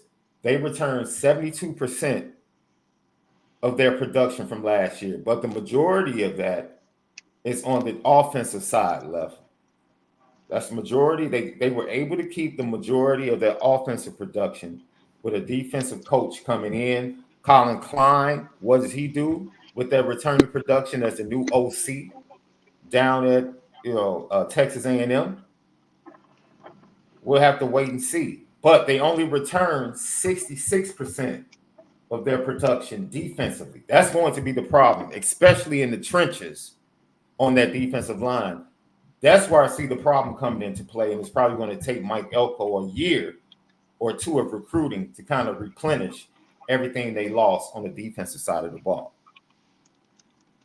Yeah, absolutely. It's gonna take a year, which it's natural. It's not like anything outside of that, him having some Houston Texans run.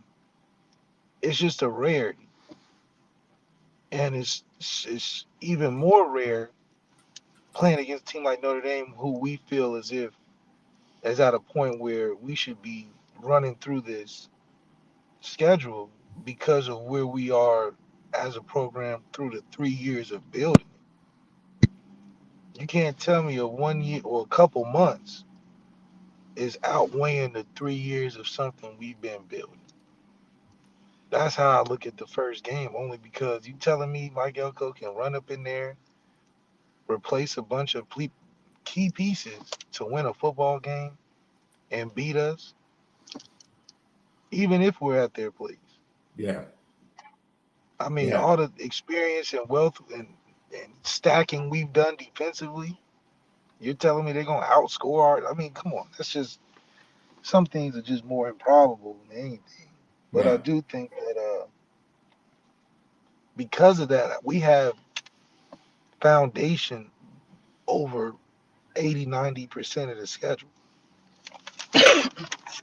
This is not year one Marcus Freeman. Year one Marcus Freeman with this schedule, I'll be like, okay, this is good competition. Year 3 with this schedule, with everybody else taking some time off or rebuilding and transitioning this, that, and the third, there's no way it would look embarrassing. Marcus Freeman going in there losing to some of these teams rebuilding and even with the good transfers.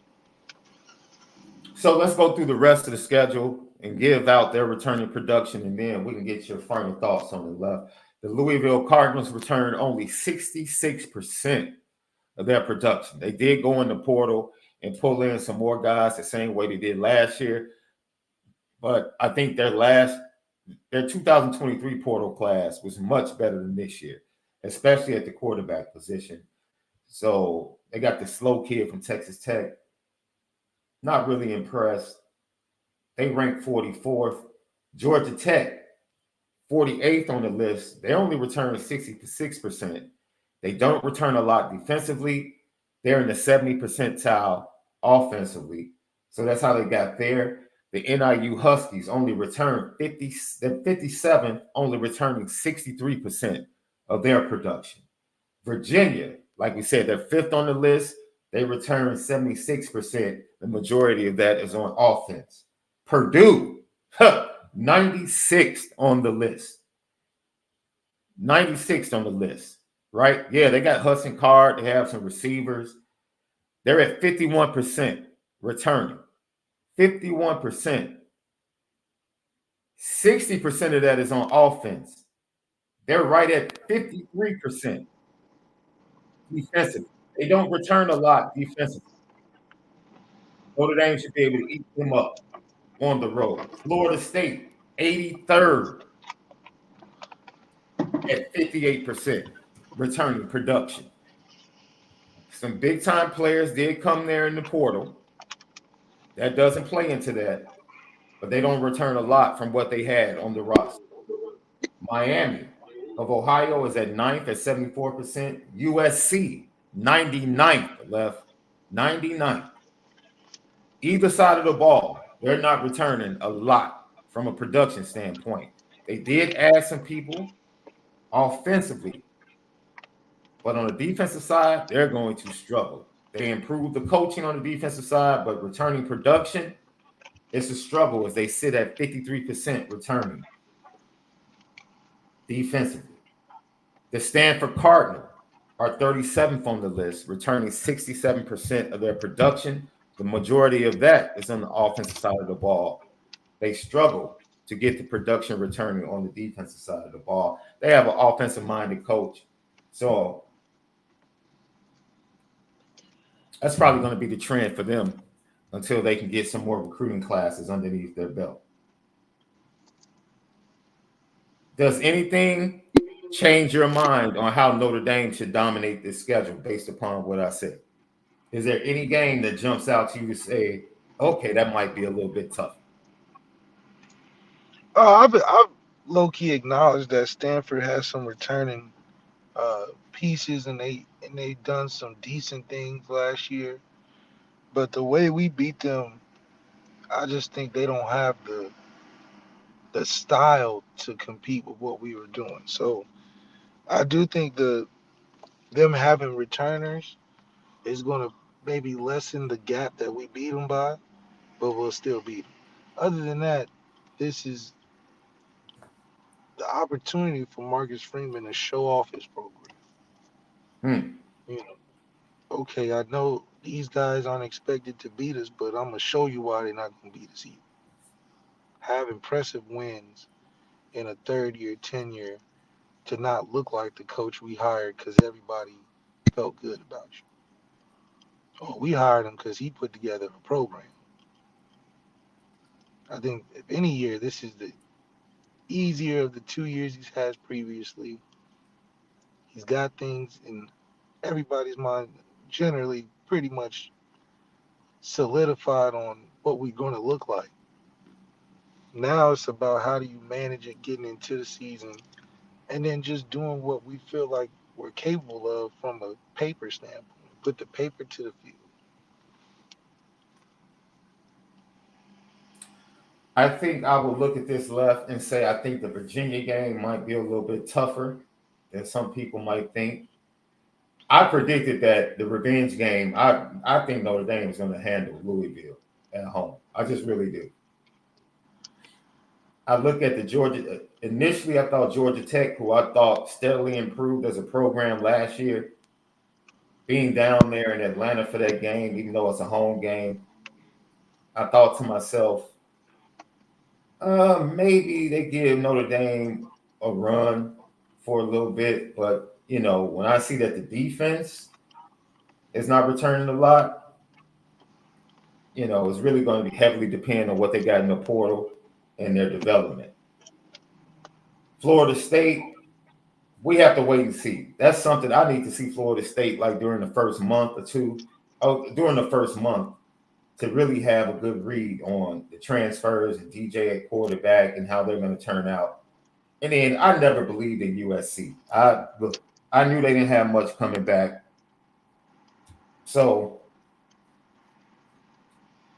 and the Texas A&M thing, Colin Klein, his offense, their quarterback isn't really all that. They returned a lot, but they lost some dogs. They got Muhammad. They got a little Moose down there, wide receiver, some other guys, but they lose Evan Stewart, who's their number one guy.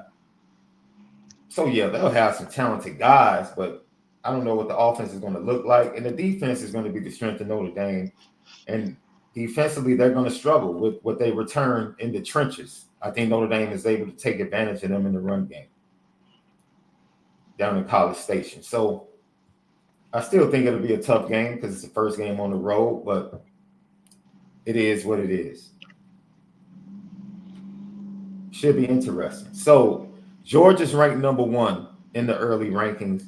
Georgia returns 66% of their production.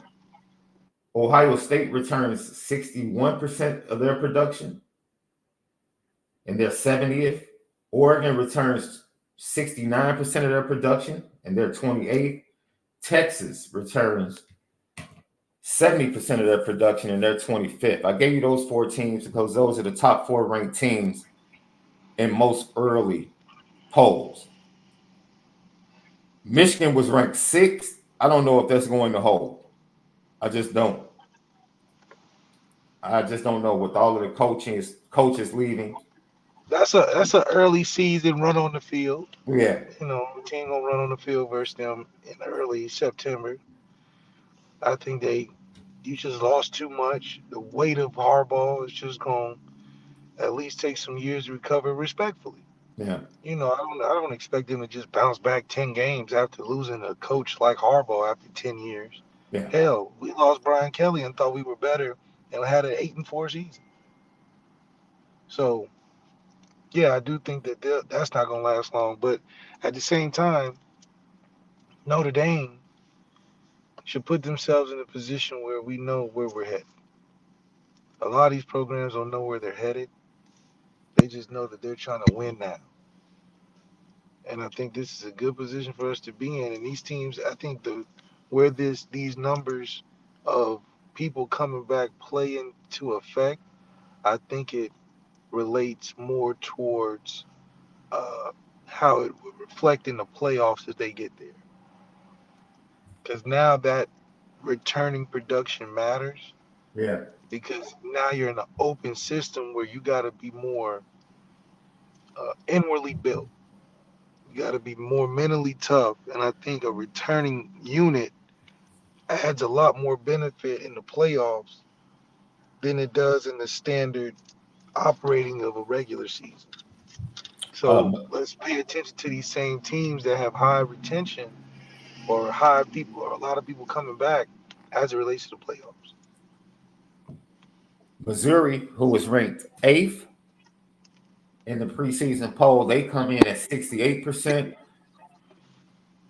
The 7th ranked team was Ole Miss, I believe, and they came in at 61% as far as returning production. Not too so they're right there with Notre Dame, and then it's Arizona Wildcats. Let me double check. I thought I had where they were. I think they're in the 60s as well, if I'm not mistaken. The big thing is that they got their quarterback and their number one wide receiver back. That's the biggest thing for them. They lost Jed Fish to Washington, but they were able to keep their quarterback and keep their number one wide receiver. So that bodes well for them to have that combination coming back. And then Notre Dame is 10th in the ESPN early ranking. And of course, as we said before, they're at 61% on this list, or 60%, 74th ranked. What these numbers tell me, Left, is that the best teams are from the 60% percentile, and then they top out at 70%. Right. Texas and Ohio State the top 10 teams in the early polls at 70%, and Notre Dame is last on that list at 60%. So that's a 10% difference between the top teams in the early polls. What does that say? You have to play in. Ohio State went heavy all in the transfer portal. You have to play that in. Notre Dame's production, they got in the transfer portal. Texas really didn't go to the portal. They made a couple of moves. Oregon got some really big moves in the portal. They got Evan Stewart from Texas A&M, so that's huge for them. And then Georgia's Georgia. Georgia's Georgia. They're going to be talented. You know, They're the big dog right now, or the lead horse, or whatever you call it. Yeah, the only team in the top 10 poll that doesn't fit in that 60 to 70 percentile for returning production is Michigan. Who's in That's the 30, why 30 number 6 percentile. won't be there long, you know. Right. So that within itself tells the story that, you know, this might be one of the most exciting seasons with parity in college football blended with the expanded playoff going to 12 teams. It really might be a perfect storm for college football fans everywhere. The most random teams could be in that 12 teams now. Yeah. So And now we'll get to see how much coaching really matters. Absolutely. Because now, you know, who cares about the regular season? Can these Dan Lannings and Cristobal's and Marcus Freemans and all these guys get started, Sarkeesians? Now you in the playoffs, how can you coach your way to a championship? Not just max out on talent and beat the little conference teams that you whoop on every year. Now, can you coach in these games? Is Dan Lanning really a good coach, or he's just a good recruiter? Is Cristobal a great transfer recruiter, or he just good?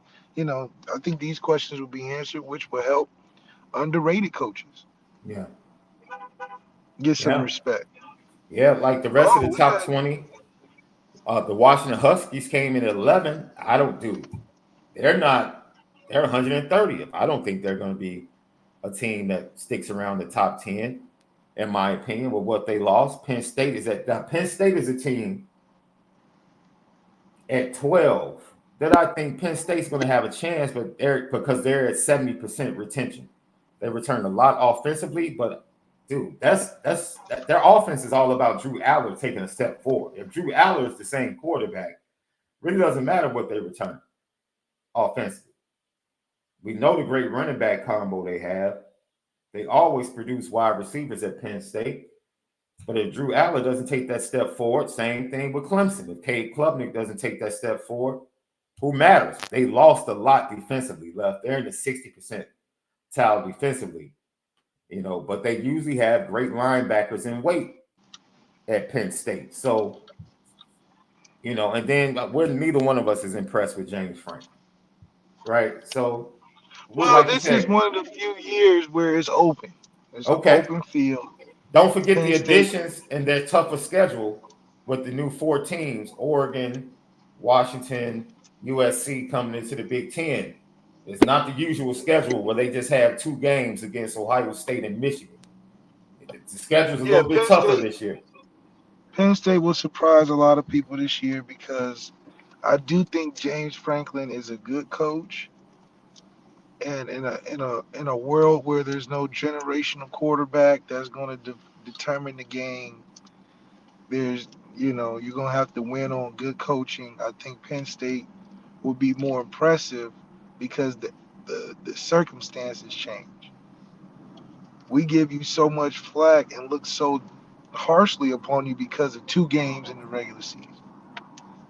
Now you get a chance to revive your perception as a coach in the playoffs where it's a mixed bag. Those 2 games, they matter only if you can't get in the playoffs. But now it's like, okay, you can be 8-2 or whatever, and you in. Now, can you beat this LSU team and Brian Kelly in the first round? Then can you bounce back in the conference and play Oregon and beat, so I think James Franklin having solid years of putting out NFL players is going to show up in a opportunity like this for him to where he can be, the same level as a Dan Lanning and a Cristobal, because they're going to be judged on their coaching ability, not necessarily their recruiting ability. I think a lot of the famous coaches now are famous because of recruiting, and the recruiting that pumps out these super exciting players to watch. Now it's going to be coming. And Dan Lanning, you lost twice to Washington. Now let's talk about that. 3 times in the last 2 years. 3 times in the last 2 years. Now there's going to be teams like Washington in the playoffs. So you going 10-0 in the Pac-12? Okay, that's cute. Now the Big Ten. Now you in the Big Ten. We gotta have to evaluate your coaching ability. Yeah. So facts. LSU, you brought up LSU. They were 14th in the too early poll, and I think they're at 60% retention. Let me double check that. I had it pulled up. Yes, they are 60th on the list at 63%. Of course, they only return 55% offensively, which ranks 94th. Defensively, they return 74% left. So the defense to take a step up, they always recruit talent down there in the South. So defensively, I think they make a switch from being a stronger defensive team, and they might struggle offensively a little bit early on, being ranked 14th. The team for me that's going to surprise is Utah. They don't come to the Big Ten. I think they go to a lesser or elite. Yeah, I think they're taking a step down in competitiveness, especially the way the Pac-12 was last year. They're ranked 13th. They return a lot. They're 18th on the list at right around 72%. So I think Utah could be that surprise team. Like if you're looking early to jump on, over under, Utah could be that type of team along with a Virginia Tech to jump on early to say, okay, they're going to exceed expectations next year and take a nice little jump. But you're right. What you said about Dan Lanning is spot on, Left. He has a lot to prove from a coaching standpoint, especially in-game coaching. I agree with that. Lucky Lefty podcast. Great show today. Notre Dame, once again, to recap they ranked 74th on the list. They only returned 60% of their production from last year. That's very nuanced as it is with other teams on this list because they did go out and get a ton of production via the transfer portal. Riley Leonard, Chris Mitchell brings a lot of production. Bo Collins brings production at the wide receiver position. They lose Aldrich Estime, but they have a loaded running back room that should give them a ton of production. They only return 61% defensively, but most of that is going to be at the linebacker position. Those linebackers did put up numbers and did produce for the defense. They lose DJ Brown. They lose Cam Hart. Cam Hart was production for them as well. But when you're replacing Cam Hart with the mixture of Jaden Mickey and Christian Gray, you feel good about that. Benjamin Morrison is who he is. Riley Mills, Howard Cross in the middle, that production is still there. What are you going to get from these young pass rushers? That's going to be extremely important.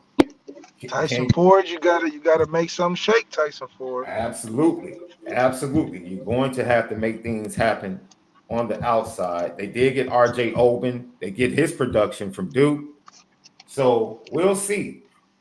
You know, it is a predictor at times on the success of the upcoming season, but Notre Dame's is nuanced. 74th on the list, 60% returning production, but they were able to go get a lot of production via the transfer portal. We'll see how it blends in with what they'll have left over from last year. Talented, but inexperienced, we'll see. Lucky Lefty podcast. What I think it says, Left, is that next year, when we look at this list going into 2025, I think Notre Dame is probably going to be up there at about 73 to 74% returning production. I really do. I think the only thing they probably lose is maybe some receiver production. You lose Riley Leonard, but heck, if Steve Angeli's there, you feel good about that. You still feel good about Kenny Minchie and CJ Carr. And then the youngsters on defense, they continue to come. So Notre Dame's percentages, even going to the 25 season, should be greater, and more than likely they'll be higher on that list. Great show, Left. Once again, patreon.com/Lucky Lefty Network. Don't forget our merch shop. The link, we'll put it in the chat. The hoodies, the crew necks, the trucker hat. Man, even if you're a coffee drinker, like most of you are, go ahead and get that Lucky Lefty coffee mug. Start your morning the right way, man. That's right. I'm not a coffee drinker, Left, so my wife made me a I forget what it is. It is matcha tea with creamer, dairy creamer, and some milk. I forget the name of it. She made me a drink. I was like, yo, I can do this. It's not coffee. Well, let me tell you what to get it. That same ingredient. Let me help you out. Go to Starbucks. No, I'm not spending money. I'm not doing Starbucks, bro. I'm just trying. I want you to get a coffee experience, though. No, that's not happening. I'm not drinking coffee. I'm telling you, I'm locked in. I'm never drinking coffee, bro. Never. It's not happening. What about hot chocolate? I drink hot chocolate from. I get hot chocolate from Starbucks all the time. See, but if I give you this coffee recipe, it tastes just like the same thing. Dude, have you tried the white hot chocolate? Yeah. Which do you prefer? You prefer the regular hot chocolate at Starbucks? I see. The thing is, I do the frappes then. Okay. I do the frappuccino, half white, half dark. Okay. So it's essentially the same. It's just a little coffee in it. That's all. That's what I'm saying. You gotta let me put you on, man. It tastes just like hot chocolate tea. Nah. But it's just coffee. Nah. I don't care. The coffee smell, any coffee taste, any little bit of it is just gonna mess it up. Dang. It's gonna mess it up for me, man. It's just I'm that type of dude, man. Like once I don't. What if you can't smell it? What if it smells sweet? Then the taste is gonna have to be sweet. How about you can't smell it. It smells good. It smells like a vanilla type of thing. Yeah, but you're only passing half the test with me. And then the taste got to come in, right? The taste has to be super sweet. I can't taste any of that coffee at all. Okay. Because it just throws me off. It just throws my taste buds off. But you can still get that mug if you're a tea drinker and if you're a hot chocolate drinker. That's You right. still get It's that. good You for still get the multiple mug. occasions, versatile. Well, Like hey, it's our merch is just like Notre Dame's roster. It's got to do more than one thing. there you have it. And it's like the recruits. You have to play both sides of the ball, right? You have to be able to do That's right. everything. Lucky Lefty podcast. All right, Left. Great show, man. Everybody, great content coming up. Stay locked in to the Patreon/Lucky Lefty Network. Everybody have a great day. You know what time it is.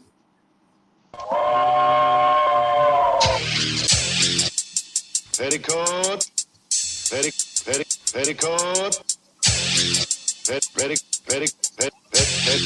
petticoat, Junction. It's time to get petty Well, we did a good job executing. Are you upset with something?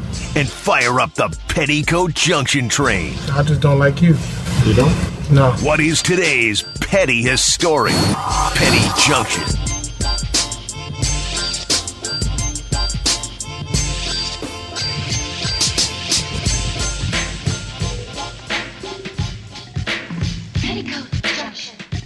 Petty Junction, petty story of the day brought to you by ONORA Whiskey at NORAWhiskey.com, the premium American whiskey at NORAWhiskey.com. Come on down, Steven Jackson.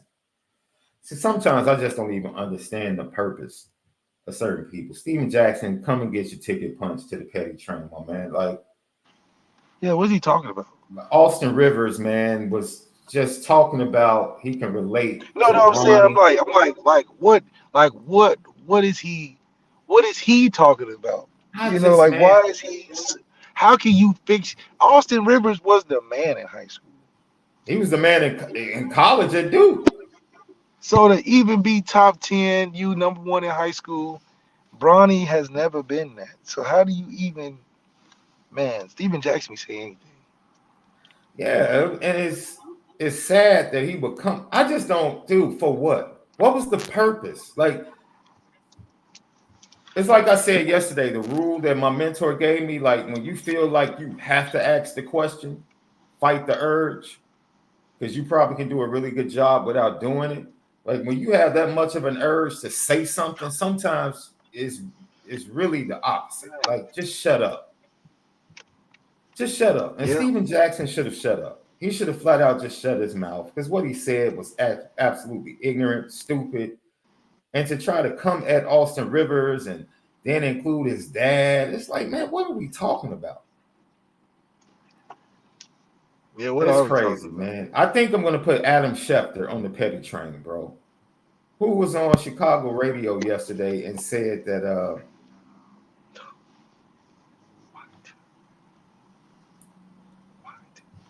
they're going to get a number one pick for Justin Fields? I don't know about that one. Not a number one. Yeah, I'm gonna have to punch a ticket for that one, Adam Schefter. A number one pick? Maybe he's Nah. working with the Bears to try to get him some more value. Man, found out today that Eric Bieniemy has been in Vegas working with the Chiefs, preparing for the Super Bowl, bro. Oh, he got fired? Well, he wasn't retained by the Washington Commanders when they brought in their new coach, Dan Quinn. Wow. Yeah, so I don't know if he should have taken that job. He knew that Rivera was a lame duck coach. He wanted a chance. So Yeah, but he took his chance with an average quarterback. If you don't take a chance with a good quarterback. it was more about taking a position in my opinion. Oh, it was definitely about taking a position. You had won multiple Super Bowls. There was really nothing else to prove and add to your resume. Matter of fact, staying in Kansas City with Patrick Mahomes probably would hurt your resume. Right. He just need to say that he was able to do it without him. That's all. And last but not least, let me give you something else to prove that Chicago is like the worst for sports fans right now, Left. I told you the other day that there is only one franchise that does not have a 4,000-yard passer in their history, right? I told you that a little bit. Do you realize that the Chicago White Sox are the only team yet to offer a $100 million contract in Major League Baseball, Left? Are you serious? Yes. Yes, true facts. So, dude, Chicago White Sox, come on down. That's an embarrassment in today's baseball. The only team? Only team not to give somebody a $100 million contract in their history. Can they afford it? Can they afford it? Are you kidding me? This dude owns the Bulls and the White Sox and owns both stadiums. Tim Anderson ain't $100 million guy? No, he was not. Well, Tim Anderson figuratively and literally screwed himself out of a $100 million deal. But that's an entirely different story. Yeah. He that brother was tripping. He messed himself up because he was definitely on the path to probably being the first player in White Sox history to receive $100 million. Wow. Yeah. And then your boy Drake is definitely on the petty train. I don't know what that was. Crazy. Have no clue what that was. Kind of roll out his app for an album. What is he rolling out an OnlyFans page? That's what it looks like. More than anything, that's absolutely what it looks like. Lucky Lefty podcast. So, great show, Left, man. Stay tuned. Patreon.com. We're telling you, man. Chemistry is coming. Cam McDaniel show. Three's Company with ourselves and Ken Gibbs. The Reverse Spin. We already have episode 1 featuring I got Quincy Avery. Breakdown of the quarterbacks and evaluation, the art of the quarterback evaluation. And then we're dropping a big one coming soon. This is constant content each and every week. Go become a member right now over at patreon.com/Lucky Lefty Network. You don't want to miss out. All right. For Left, I'm Shaun Davis. We'll see you tomorrow. Tap in with us. Lucky Lefty podcast. Have a great Wednesday. But most of all, make sure that you continue to spin it different.